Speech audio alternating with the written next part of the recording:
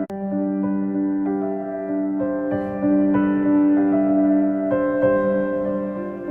welcome to No Water River. I'm Renee LaTulippe, and this is the Spotlight on NCTE Poets series with Bennett Hopkins. Hi, Lee. Nice to see you again. Hi, Renee. Good to be back. This is our 11th episode already, and we'll be focusing on Eloise Greenfield, who won the award in 1997. Lee, I was doing some research, and I was just overwhelmed with the wealth and breadth of Eloise's work. So I'm just going to let you start and tell us the story from the beginning, if you would, the early years and her beginning writing. Sure. Well, Eloise was born in a small county, Parnell County, in North Carolina. She was the second oldest of 5 children, actually. Her family moved when she was a baby, actually, a few months old, to Washington, D.C., and she's lived there forever. She's never moved out of Washington, D.C. She always wanted to be a writer. She did, as she grew up, worked in different kinds of jobs. At one point, she was a typist clerk for many years, way back then when they had typewriters. But she always had this passion for wanting to write.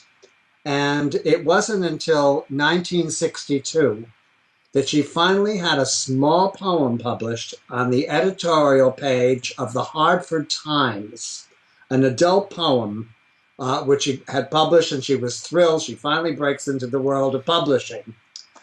But it wasn't until 10 years later, 10 years, that her first book appeared.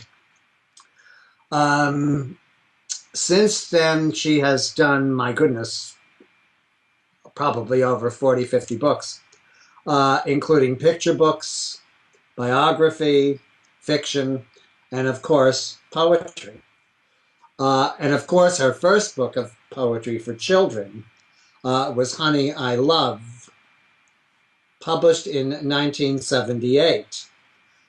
This is a book of 15 poems. Now, it was published in 1978.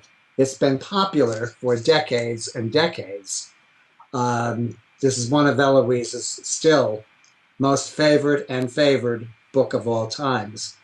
It was illustrated by Leo and Diane Dillon, who later became a 2-time Caldecott Award-winning team.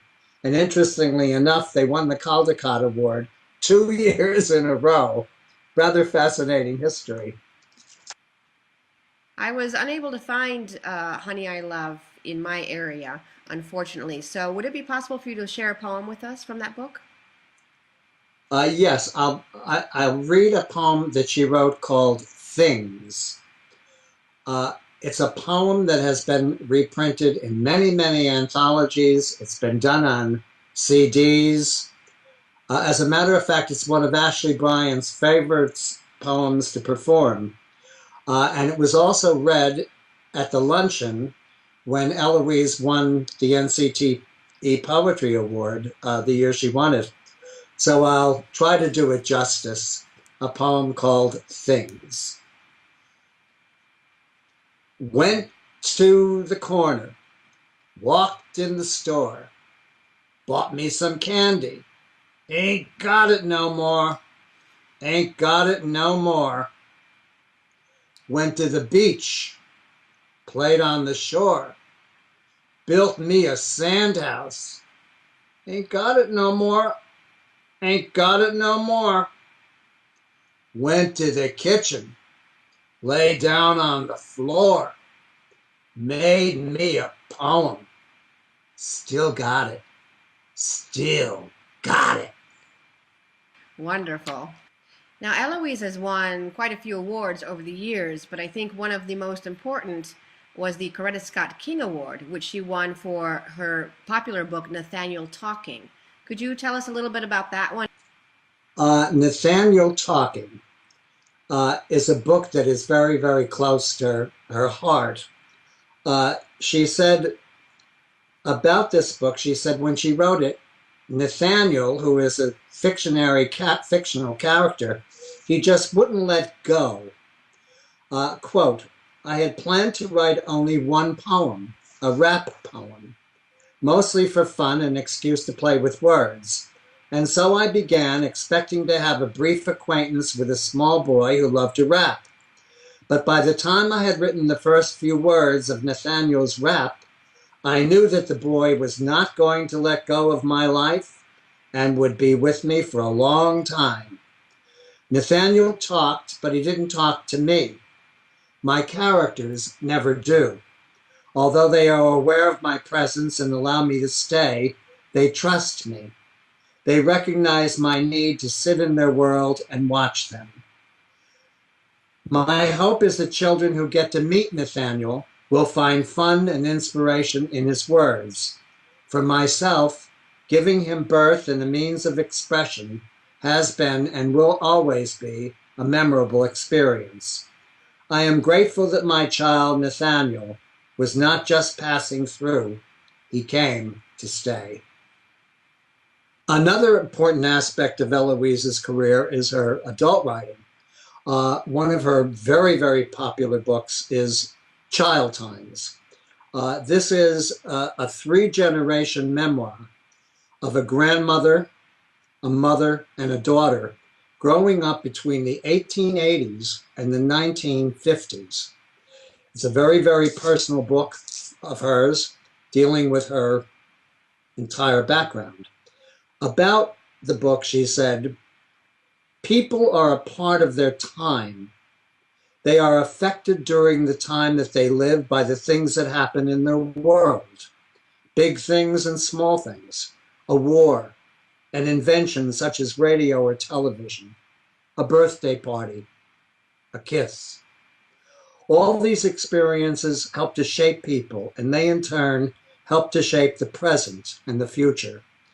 If we could know more about our ancestors, about the experiences they had when they were children, and after they had grown up too, we would then know much more about what has shaped us and our world." There's a lot of crying in this book, and there's dying too, but there's also new life and laughter. It's all part of living.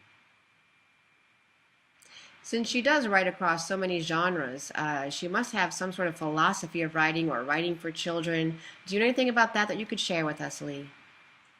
Renee, yes, I'm in touch with Eloise. We've been, as a matter of fact, we were emailing one another back and forth yesterday. And I had posed a couple of questions so that we would get some new material for this interview. And she did comment, she said, "What I love about writing poetry is that you go inside yourself and you write your deepest feelings. Writing is my work. It is work that is in harmony with me. It sustains me. I want through my work to help sustain children, to give children words to love, to grow on." About the act of writing, she mentions, "The act of writing, the search for the right words, is for me, but the content is for children. I write with the understanding that children are intelligent and astute.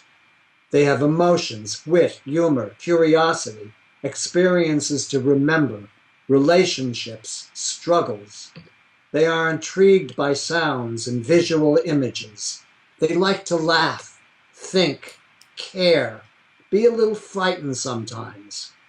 My intentions always is to nourish children, again, enrich their lives with literature, give them hope and strength to flourish in this difficult world." I also asked Eloise if she would give me a current quote as to what poetry is. "What is poetry to you?" I asked. And she answered, "Poetry is language intensified, combinations of sounds and pauses and meanings that stir our emotions and deepen our thoughts. Poetry can twist our hearts in anguish or make us laugh out loud. The music of a poem can be as poignant as Mahalia singing Duke Ellington's Come Sunday, as quirky as The Sorcerer's Apprentice, as soothing as a lullaby. We are astounded by the beauty and power of poetry, by its revelations. We inhale its strength, and we are grateful. I think we can all be grateful for the words and work of Eloise Greenfield. Lee, I really have to thank you for going the extra mile to contact Eloise about this interview so that we have these beautiful quotes to end with in her own words. And I have to thank Eloise for playing along with us, honestly. I'm absolutely thrilled that she was available and also excited about this interview. Thank you once again, Lee, for being here and sharing your knowledge with all of us. And I look forward to our next installment of the Spotlight on NCTE Poets. For now, so long. Thank you, Renee. Bye-bye.